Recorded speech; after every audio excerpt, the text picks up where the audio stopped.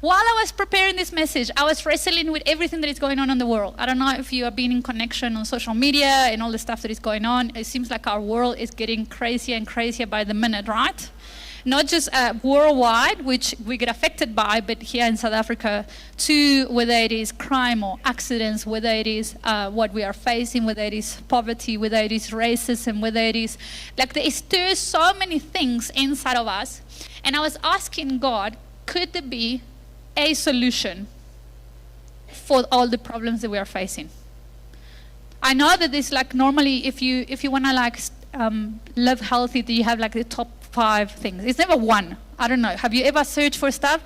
How do I study, a subject? How do I summarize something? There's never like, do this. There's always like 5, 7, whichever you consider the number to be more holy. 12 steps to have a better relationship. 10 tips to have a better marriage. 5 ways of becoming a better parent, Like there's always like multiple of things. So I was asking God, is it maybe like one thing? I can do one thing. You give me 10, it's going to be great. The knowledge is awesome. But in general, we don't follow up with those 10 things, right? You might not even remember those 10 things by the end of the day. So I was like trying to simplify. God, is there one thing? And I really believe that it is. Not because I'm clever, not because I'm super spiritual, just because God has said it long time ago. So if we go back to what Pastor John read on the child education, God gave us one solution to the many things that we face, and it's in the Bible. He said it to us in Deuteronomy. He said, love the Lord your God with all your heart, with all your soul, with all your mind, right? He made it like that, Old Testament. Now, if you are not in tune with church, that's okay. We'll walk you through the journey. Old Testament. Then people took that, and as humans that we are, slightly overcomplicated what God was saying. They're like, it can't be that simple. It can't be like, love the Lord your God. So what they did is this: the teachers and the rabbis, they came together and they decided the 10 commandments have 613 letters. So we're going to make, these people have really time in their hands, 613 laws on how to love God with all our heart, with all our soul, with our mind. And then because it was too many, they split it into positive ones and negative ones. The negative ones were enough to have one per day. I've been trying to start gym for 8 years now. I don't know how they kept up with having one law to follow every single day. And it's a different law than the day before. Like, for example, today will be, do not call your brother stupid. That will be the law for today. And tomorrow will be like, do not eat that. You know what I'm saying? Those are the negative laws that they call. And then there was positive laws, like go to church. You can tick that one off. You're like, whew, if today we're doing that one, tick that done, sorted, I can go and bribe. And then on between all of those laws, they split them into what was something that was light and what was something that was heavy. The heavy ones were the most important ones, right? This is really like the one that you can't mess up. The light ones, being late to church, light, right? But the problem was that most of the teachers did not agree on what was light and what was heavy, what was important and what was less important. So they will often come to church and then discuss their opinions and then back it up with the knowledge that they have of the Bible. Yeah, but the Bible said this. If you have to think about it, it's pretty much what happens on Facebook often right now. Someone will put something about, now I'm really going to stay there. Okay, must I keep it on something? I'm going to listen to my husband and his wisdom. Someone will say something and then we all like, oh, no, but that, I consider that heavy. So I'm going to go and like, cho on Facebook walls and, Jackie Chan, everybody, and then throw the verses there. Like very similar. That's what they did in the olden days. And then Jesus came. Praise the Lord. Because I can just imagine God looking down and being like, these people are getting it so wrong. They are overcomplicating all the stuff. Let me just make it simple for them. And then he sent Jesus. Jesus came to simplify that one thing that God was asking us. In Mark 12, verse 30 to 31, this is the scenario. Jesus was in a church, in the temple, and one of the lawyers, the teachers, the lawyers, the ones that like to debate, I always wanted to be a lawyer.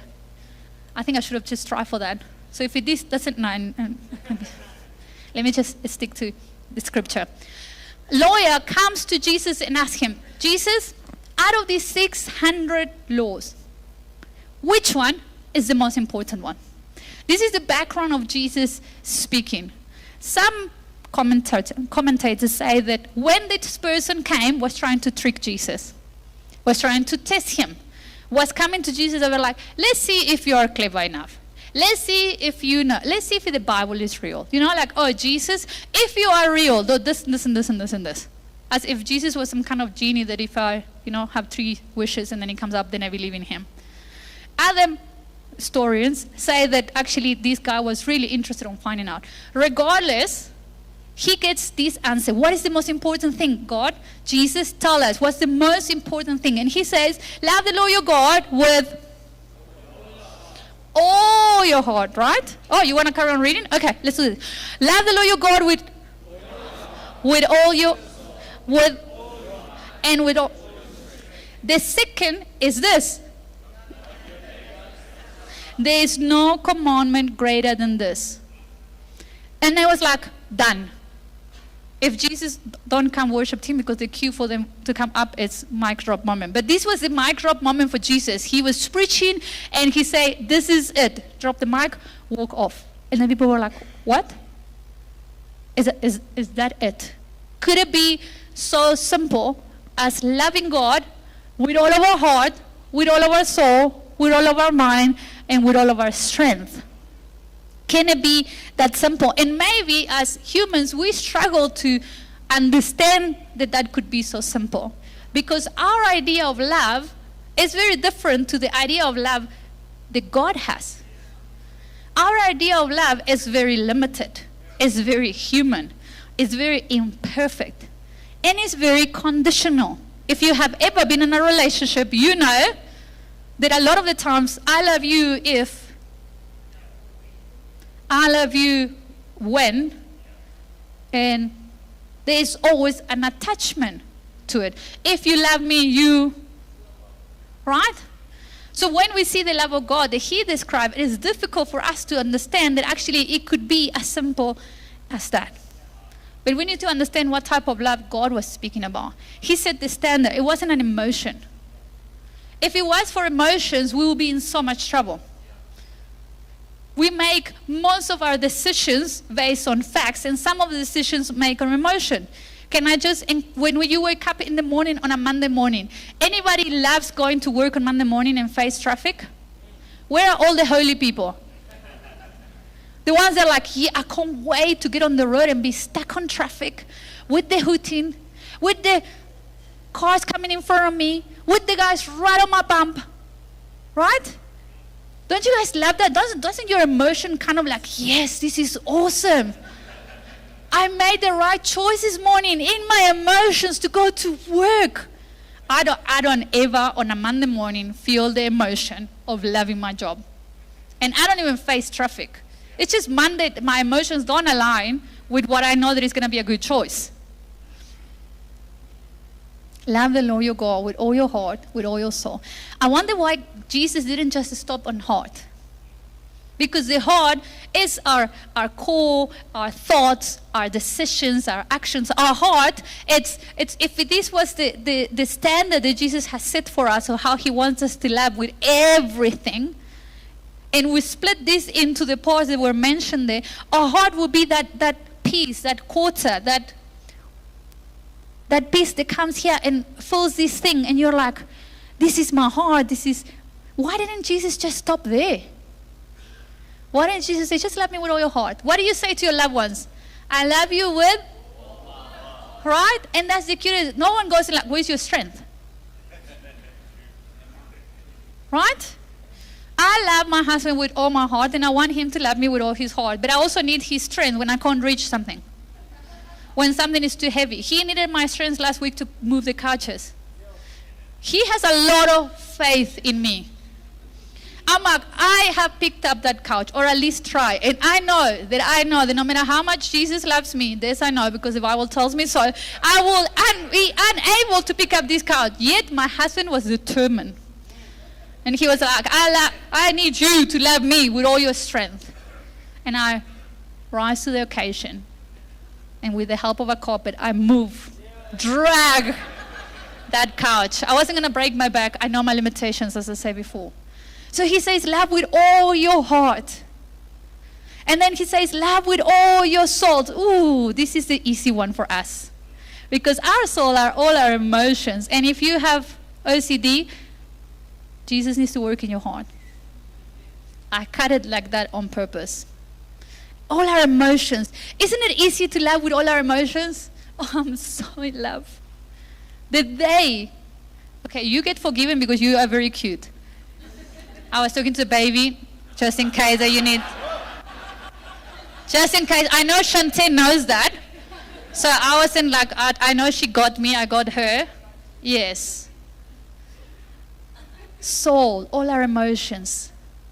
I remember when my husband, at that point my boyfriend, held my hand for the first time. We didn't even hold because our previous pastors have very strict rules about dating inside. So we weren't allowed to hold hands or anything inside church. And I have forgiven them. I have gone to therapy and let go of that. I just wanted to mention that if your pastors are better than that, you should be grateful. And the first time that we touch hands like that, oh, it was all those emotions. All those things. Don't pretend you don't know. Some of you don't remember what is that like. Okay, you need Jesus. That's okay. But it's been 15 years since that moment. And now sometimes we actually forget that we're supposed to hold hands. I'm constantly where's your hand? When we're in the shops, he holds my hand very quickly. When we're at the shops, he hangs onto that hand. And he's committed to this. We're going to get in and out very quickly without spending any money. Huh? Hold your wife's hand, especially if you want her to spend less money. Soul, that's the easier part. Imagine if Jesus just said, love me with all your soul, and he stopped there. I believe that the cross would have never happened. Because when Jesus is going to the cross, his prayer before he gets there is, my soul, it's trouble. In other words, my soul does not want me to do what I'm about to do. If Jesus was to love us only with his soul, the cross would have never happened, because there was a painful experience that he was fully aware that he was coming. My soul is in trouble. So then he continued, love me with all your mind. Many Christians believe that when you become a Christian, your brain goes out the window. Can I just encourage you to bring it back? Your brain does not go out the window when you fall in love. You need to make a conscious decision. Because if you are only loving God with your soul, you are missing out on the other three parts.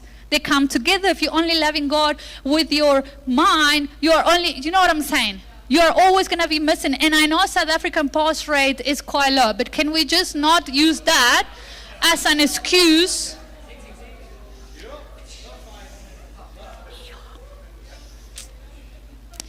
You shouldn't get me to preach after. But can we rise to the occasion of being not just satisfied? We're 50, 40%. When I met my husband, our condition for us dating was that he needed to pass matric, and at that point he was failing math. It was a great motivation. He did pass math, he passed matric, he got distinction, not in math, but in 2 other subjects. And we weren't even kidding. Sorry? And he got a girlfriend and a wife and all of that, and 2 kids to prove it. Loving God with all our strength. Again, part of that. Because we need all of this to come together. And yes, there will be times where your part does not fill up to the full picture, but that's okay, because that's when we rely on Jesus. There was a time in our marriage where I was struggling with mental health, and the mind part of my body could not cope with this. My mind was all over the place. And I remember having to lean on Jesus and being like, Jesus, if you are able. So this is a perfect circle that looks like fully. But there's times in our relationship where we come only with this. And then you have to rely heavily on Jesus to be like, Jesus, in this time, help me to fill that part. We don't just like, oh, well, you marry me that way. This is your end of the deal. Suck it up, buttercup. No, we continue to grow into that area. We continue to lean on Jesus to fulfill those parts. We continue to come in back to the solution, that if there was a solution for our problem, and the solution was to love God in that matter. And then to love others in that. The standard is quite high. 1 John 3:16 and 18 tell us what real love is like. This is how we know what love is. If you ever sing that song, what love has to do with it? Everything has to do with that. Jesus Christ laid down his life for us, and we owe to lay down our life for our brothers and sisters. If anyone has material possessions and see a brother and a sister in need but has no pity on them, how can the love of God be in that person? Dear children, let us not love with words or a speech, but with actions and truth. Love is not just something that we say. It's coming back to this and saying with all our mind, with all our soul, with all our strengths. And yes, there will be areas where my strength fails me, but I'm going to still try to come back to this standard, not the standard that the world is setting, but the standard that God has set for me. Because if God set that standard with Jesus being fully human, he gave us hope. Loving God is not something that we just do. It's sacrificial. Loving someone is going to cost you. Loving someone is going to cost you. It's going to cost you time. If things go well, it's going to cost you time. It's going to cost you money. I had savings before I got married. That experience has never been repeated ever. Right? We're getting there. Yes. I love it when he prophesies and speaks faith. We're just kidding. If you don't know us, we were kidding. Some of you are very nervous. Don't worry. Just go home and pray about it. It's going to cost you. It's going to cost you time. It's going to cost you money. It's going to cost you of yourself. If your marriage is working, if your relationship with your kids is working, it's going to cost you of yourself. Because love costs something. If it's not costing you something, maybe it isn't love. It's sacrificial, it's generous, it's honest. The type of love that God asks us to feel and to demonstrate is costly. It's an expensive kind of love. It's not cheap. And when we don't love God in that manner, we see the opposite. We see the other side of the coin. In 2 Timothy 3, verse 1 and 5, Paul is speaking about what's going to happen when we don't focus on loving God with all our heart, with all our soul. He says, but mark this, there will be terrible times in the last day. We don't want to preach, oh, this is the last day. But it sounds very similar. We don't want to say God is coming this day, because then you already got it wrong. If you know when God is coming, then you're already going against a lot of stuff that the Bible says. Let's just put it out there. If you want to start making those assumptions, you and God, I don't want to be close to you just in case, like thunder, I don't know, something. There will be terrible times in the last day. People will be lovers of themselves, lovers of money, boastful, proud, abusive, disobedience to their parents. Disobedience to their parents. And because of disobedience to their parents, I love how that got put out there in the midst of all the other things that we might call heavy. Some of us will be like, oh, that's heavy, Disobedience to your parents is not that heavy. Paul doesn't think so. Disobedience to their parents. Parents, that's for you. Love you, got your back. Ungrateful, unholy, without love, unforgiving, slanderous, without self-control, brutal, not lovers of the good, treacherous, rash, conceited, lovers of pleasure rather than lovers of God, having a form of godliness but denying its power. Had nothing to do with such a people. I'm like, that sounds terrible, but it sounds very similar to where we are right now.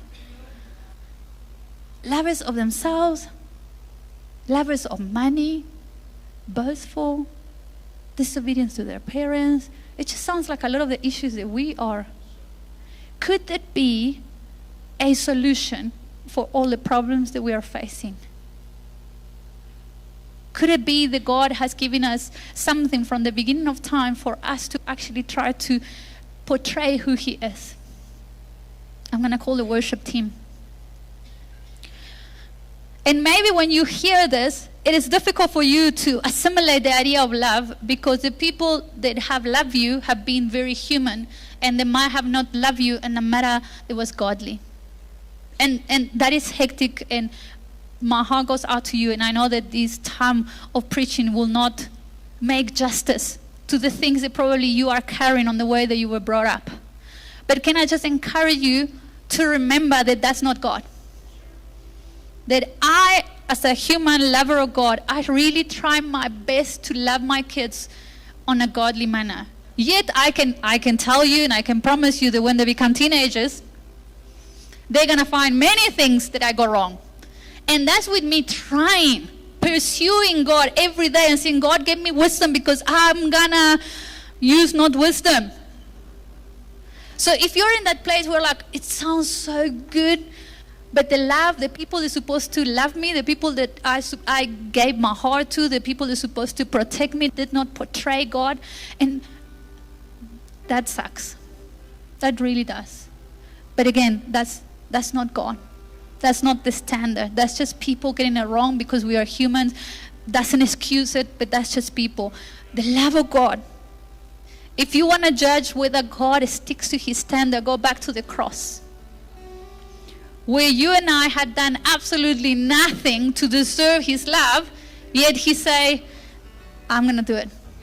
My soul is troubled. I can see the pain that I'm going to go through. I can see the separation, what's going to cost me. I can see that God is going to have to turn His back from me. The whole time as Jesus, I have pleased my Father in that way. Now what I'm carrying is going to stop me from that. Yet, all my heart, all my soul, all my mind, all my strength comes back. So maybe today you need to experience the love of God. Not the preaching, not the song, not the feelings, but the revelation that hits you on your chest when you realize that nothing that you can do can make God love you more. And nothing that you have done can make God love you less. God didn't love me more when I stood up to preach than He did 5 years ago when I couldn't get out of bed. He loves me the same way. Nothing that we can do can change the love of God for us. And maybe today you just need to sit on that. On saying, God, maybe I heard about your love. I thought I seen your love.